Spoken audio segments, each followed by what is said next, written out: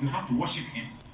So I started from Genesis 17 verse 1, where Abraham went a little further, fell on his face and prayed.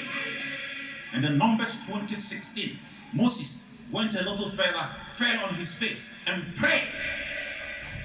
Then Psalm 95 verse 1, David went a little further, fell on his face and prayed.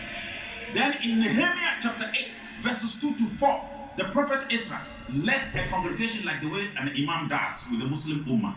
He read the book and all of them responded, Amen.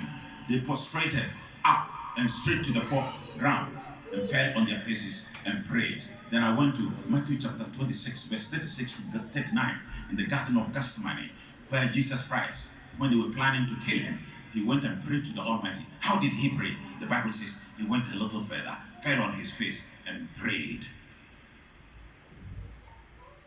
And the boy said, Malam, I'll come back to Islam. That is why the Englishman says knowledge is power. You can't use force. It's conviction. And we are living in an age where we have to learn Islam so that we can share with our children. Today, I have good memories to carry to Ghana because I first visited the young girls between the ages of 11 and 19. The oldest in the class, 19. I had the shock of my life. Some of the questions I asked them, I never expected them to be able to answer because of the environment. But later on, I said no, because we have wonderful malams here who are doing their best for these children. And it showed very clearly in my interaction with the children. Then I went to the boys' side. The boys' side, if I had my own way, there is one of them. I would have asked the father and mother to give the boy to me. I would take him to Ghana and train him. I call him a philosopher. Very intelligent boy. The kind of answers he was giving, the questions I was asking, and the kind of answers this boy was giving me told me that if the parents help us and the malams continue to do the wonderful work they are doing, these children will grow up here, but they will be better than even children who will be growing in Islamic countries. My brothers and sisters in Islam, back in Ghana, dawah is very, very sweet and painful. Sweet if you have the resources to do it. Painful if you do not have the resources to do it. We have been focusing on Muslim students. That is our area of focus for the past 39 years. My humble self, I'm the chief patron of Muslim Students Association.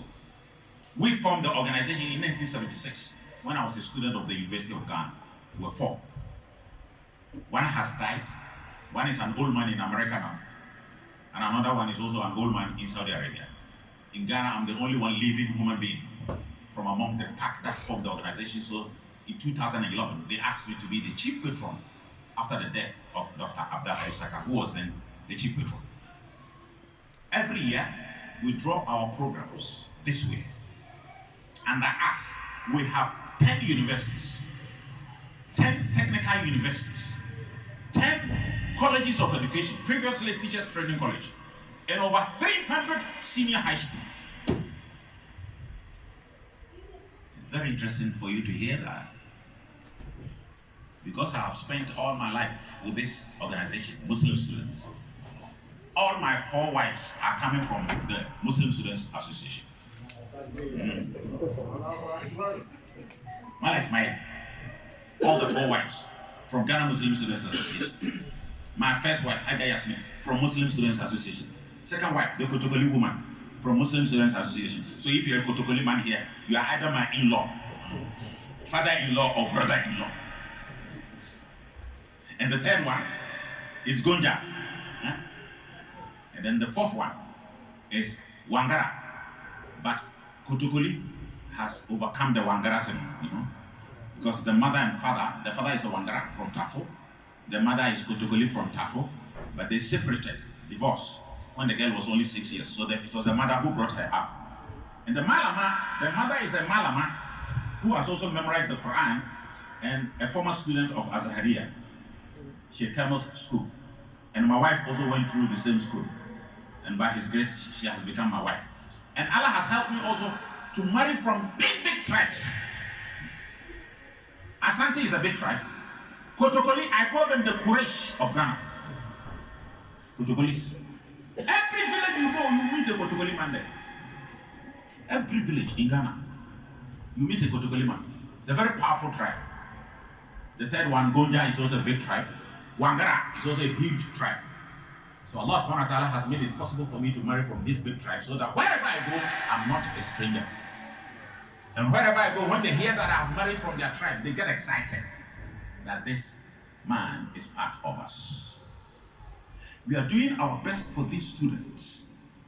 But you see, for the past 3 years that we are intensified this way, you will be shocked to hear from me.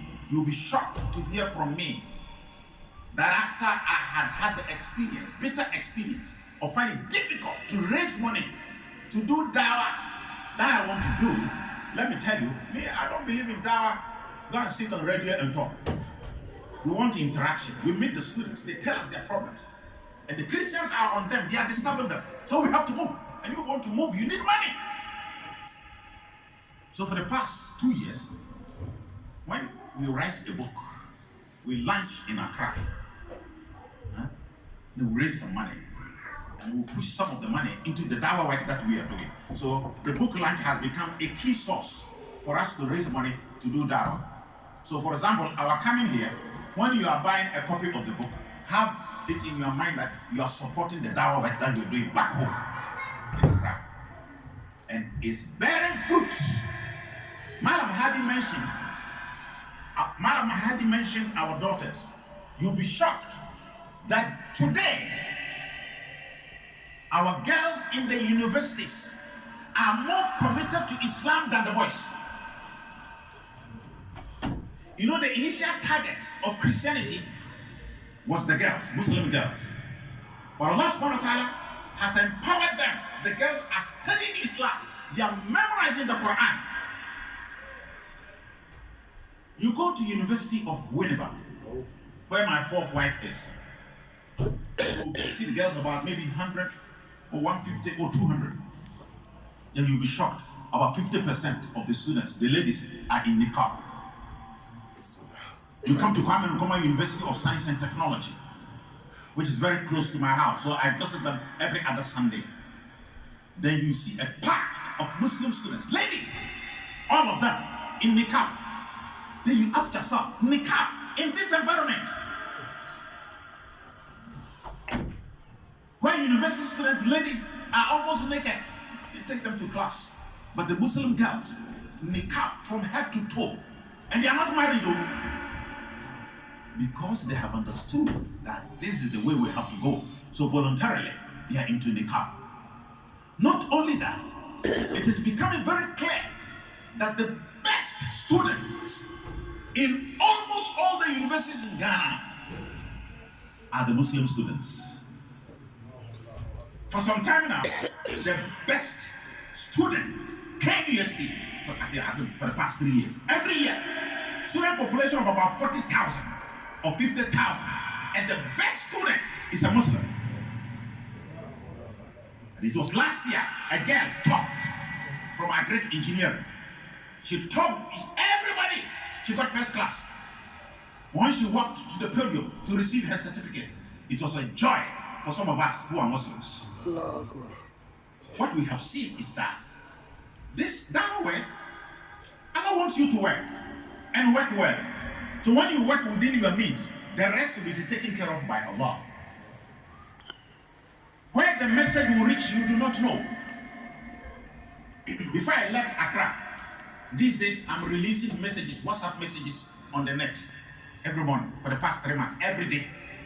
Even this morning I released one here. So clearly, my host, in the morning I asked him to connect my phone to the internet. Then I'll release the phone. On my phone I have about 265 pages, WhatsApp pages. So I released to all of them, and then some of them will lead to other platforms. And blah, blah, blah. It will continue like that all the way to Japan. So I'll be in Kumasi and somebody will call me from Japan. That Malam, I read your piece this morning and I want you to explain this point for me. So now I'm even charged to do dawah work now more than before because I stay in my bedroom and I reach Japan.